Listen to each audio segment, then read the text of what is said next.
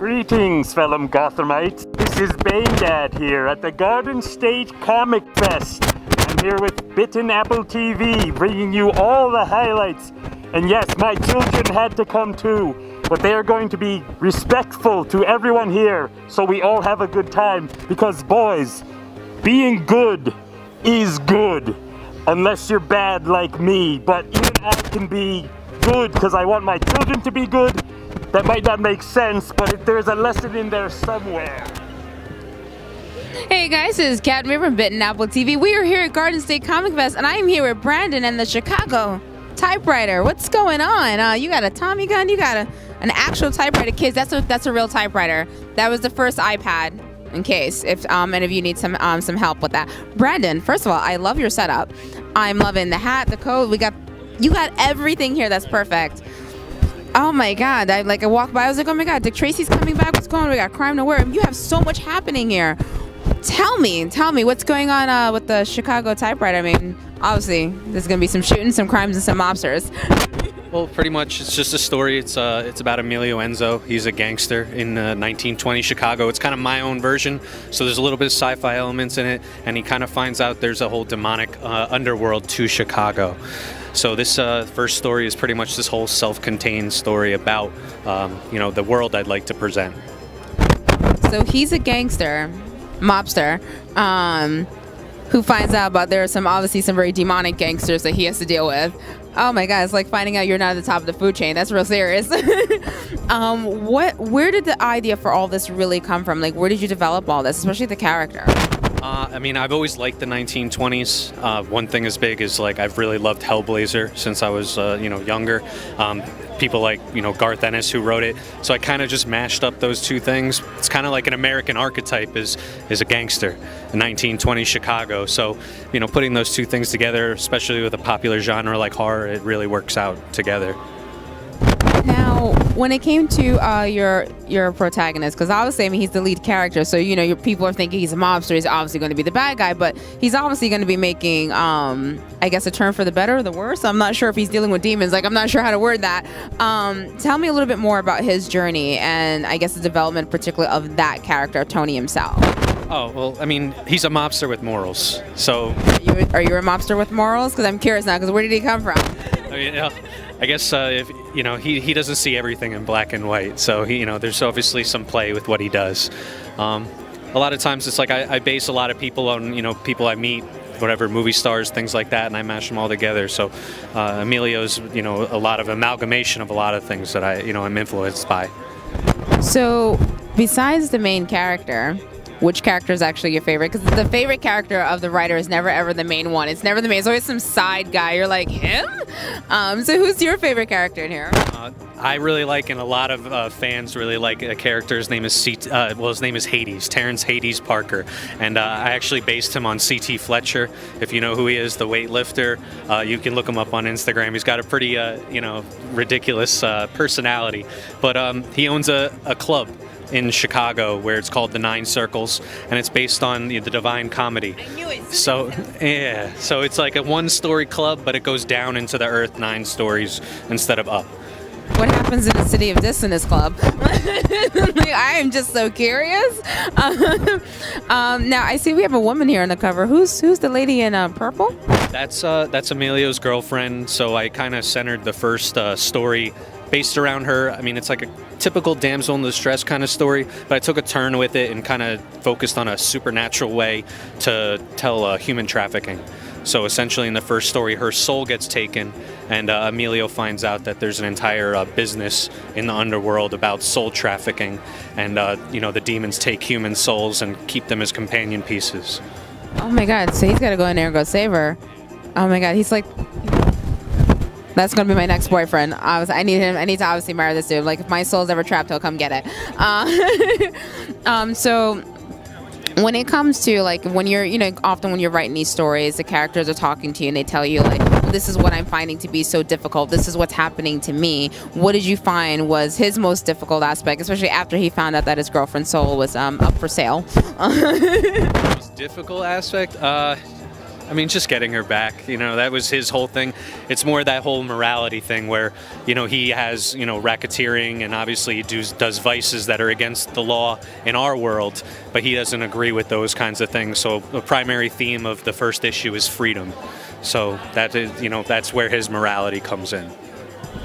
Oh my god, I like you so much. This is so super, super cool. It's almost like someone should write a K-drama about this. Oh my god, what is there? Is there? Yeah, I was actually in talks with a lot of South Korean attorneys. Through the whole creation of my book, I pretty much found out that a writer out in South Korea stole my idea. And I watched the pilot episode, and it's pretty much exactly like my first issue.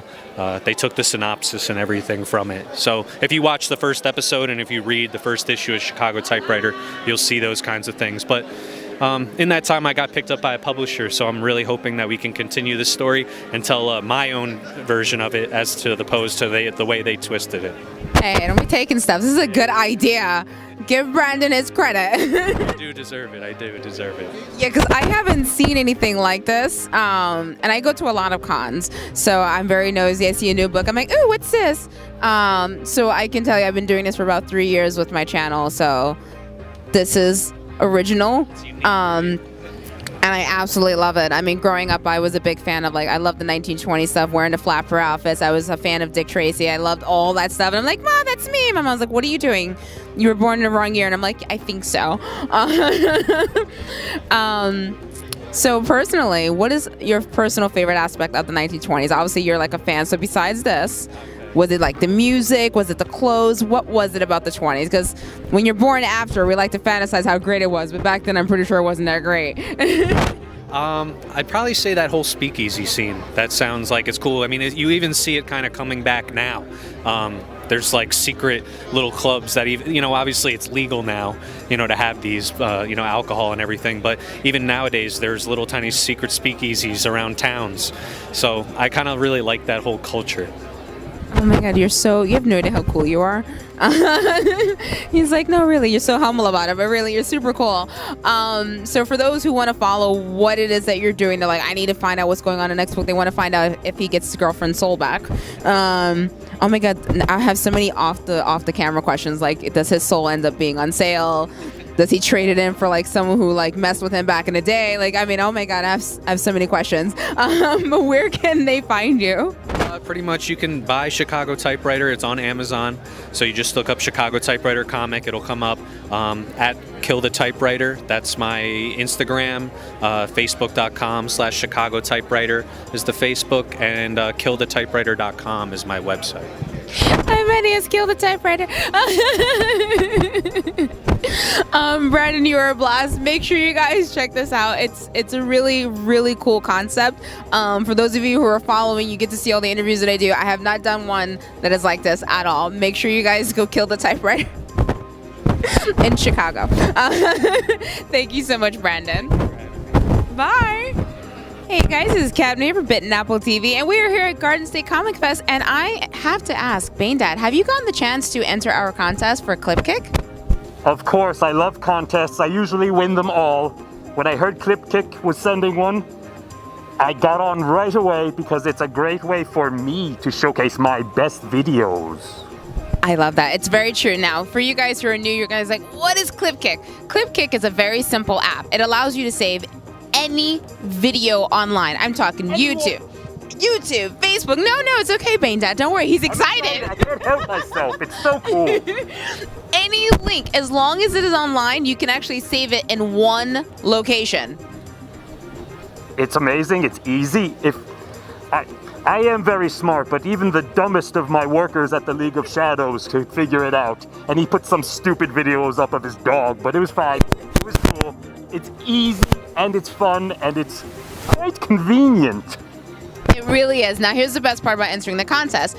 For your weekend, you get 2 tickets to Ripley's Believe It or Not at Times Square, 2 tickets to Broadway show Aladdin. You also get Toy Fair exclusive from Mezco Toys Collectibles Batman figure. Now, there's only 100 of them. Batman? Yes, we're working on it. We're working on it. It's all right. My kids sort of like Batman, but don't tell them I said that. Back to you, CADMA. Listen, as Ivy, I'm not too crazy about the guy either. I got it. He's always beating up Halls. Very true. So just so you guys know, and you also get Bitten Apple TV swag. You can't miss this for the world. Make sure you guys download the app and enter our contest. Follow Bitten Apple TV, and if you go to our YouTube channel, you'll find our commercial there with our intern Nathan, and you'll get to add the video there yourselves. Anything you'd like to add? I'm going to win the contest. So no, I'm kidding. Challenge me. Let's go. Bring it. That seems like a very big. Oh look. Yes, Nathan. Nathan. I'm the intern. But he still deserves our respect. He's a part of. Dad. The best dad ever. I'm not above giving a hug. Bane Dad gives hugs. Bye.